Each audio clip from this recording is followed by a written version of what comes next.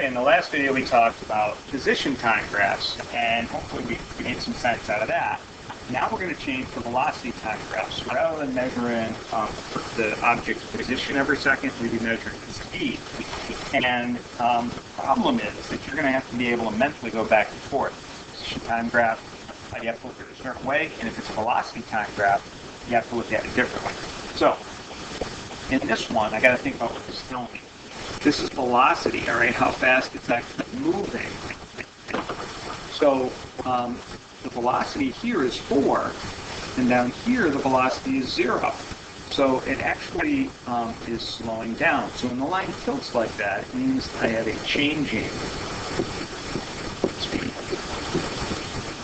Before a changing speed made the line curve on a position time graph, but for this one, if it's tilted, it's changing speed. Okay, and a flat line would be constant speed. So if we look, say, from C to D, it's staying at -2 the whole time, so the speed is -2 the whole way. If it is below the axis, it means there's a negative velocity. It means it's moving in a negative x direction. So again, when we study the position time graphs, tilting downward meant it was going in a -x direction.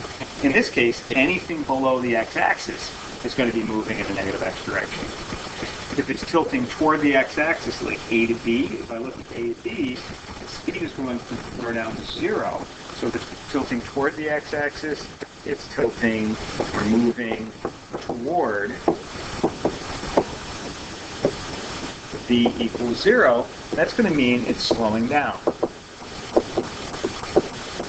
And if it's tilting away from the axis, say from B to C, from B to C, it's going from a velocity of 0 at rest to a velocity of -2. But -2 means 2 in the negative direction.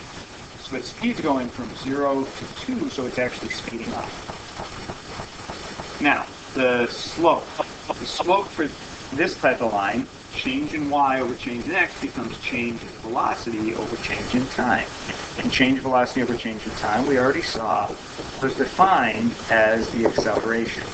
So the slope is the acceleration. And then the area between the line and the x-axis is the displacement. That's not obvious, okay, but if I want to find the displacement delta x for this, it's the area between the line and the x-axis. So for A to B, it would be this triangle. All right, so we'll do this example using this graph. So we're going to look at A to B, and then we're going to look at B to C, and then we're going to look at C to B. Okay, A to B. When I'm going from A to B, what do I know about it? Let's just try to figure out what it's doing first before we can do math with it. So it's tilting, so I know it's changing speed.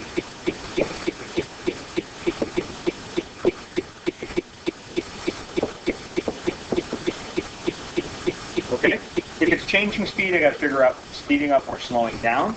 So in this case, the velocity is going from 4 to 0. So I'm going to say it's slowing down.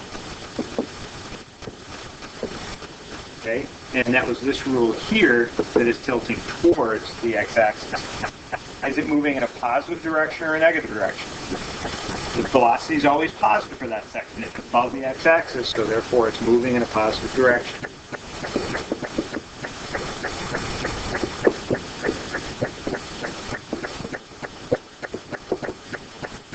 Okay, now we can calculate the acceleration. The acceleration is change in velocity over change in time.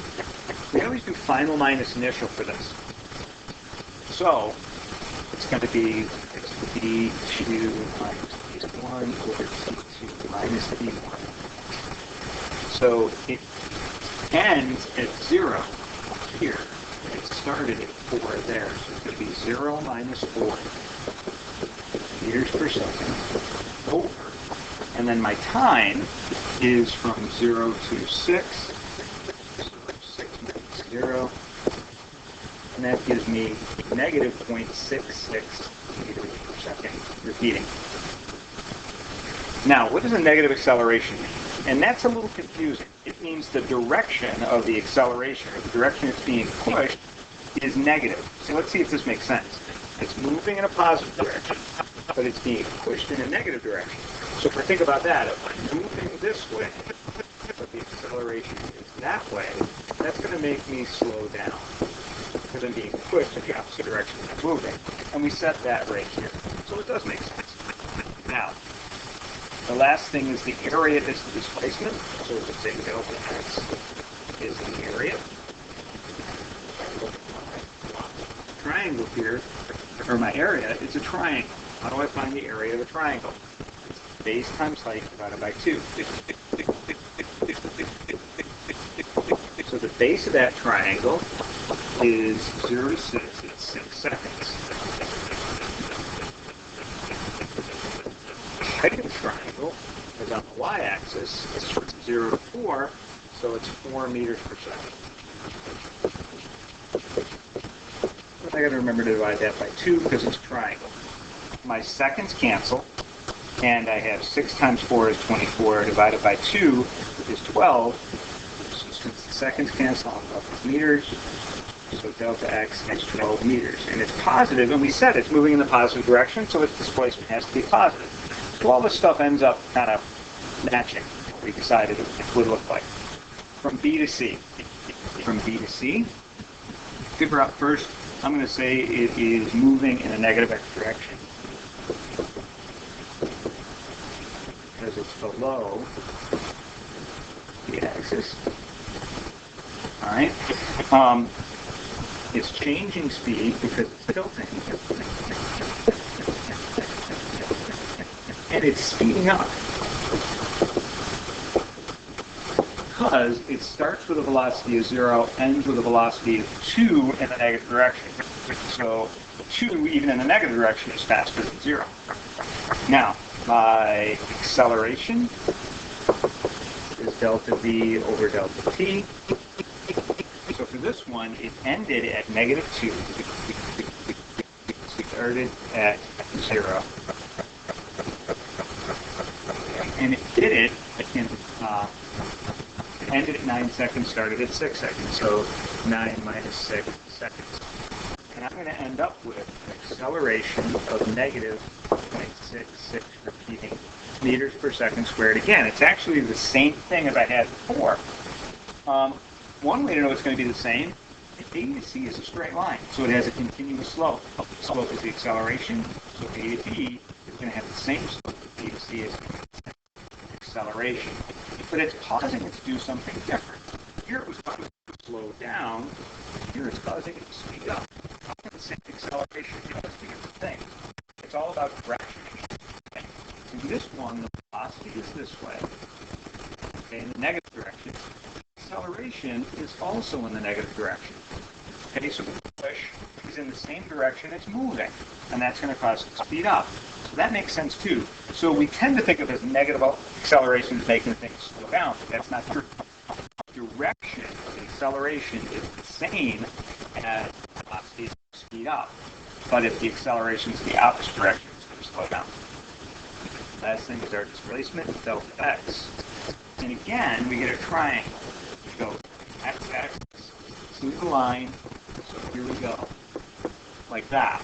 Okay? So it's base times height divided by 2 again.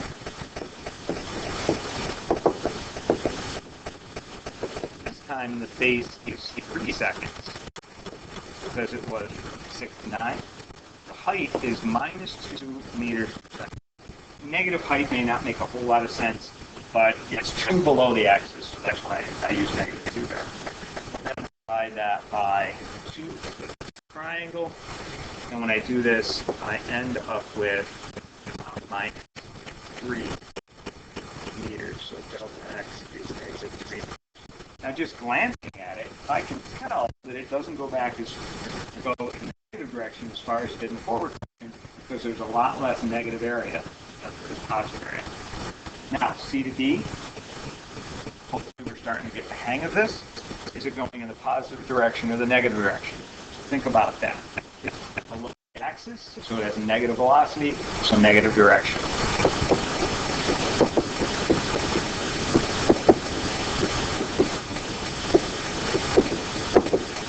All right. Second thing, speeding up, slowing down, or constant speed. It starts at 2, ends at 2, it's 2 the whole way, so it's a constant speed.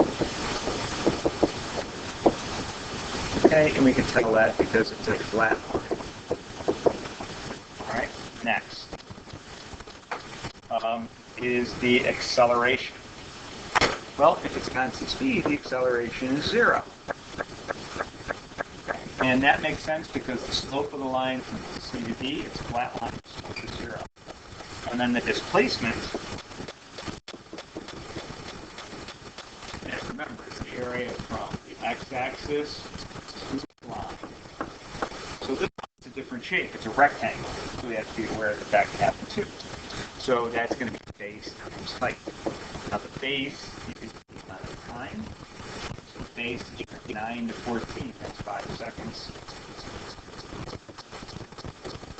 The height is -2 per second again. That gives me delta x of -10 meters. So hopefully that made some sense. Like I said, the tricky part is going to be going back and forth in your head from position time graphs to velocity time graphs.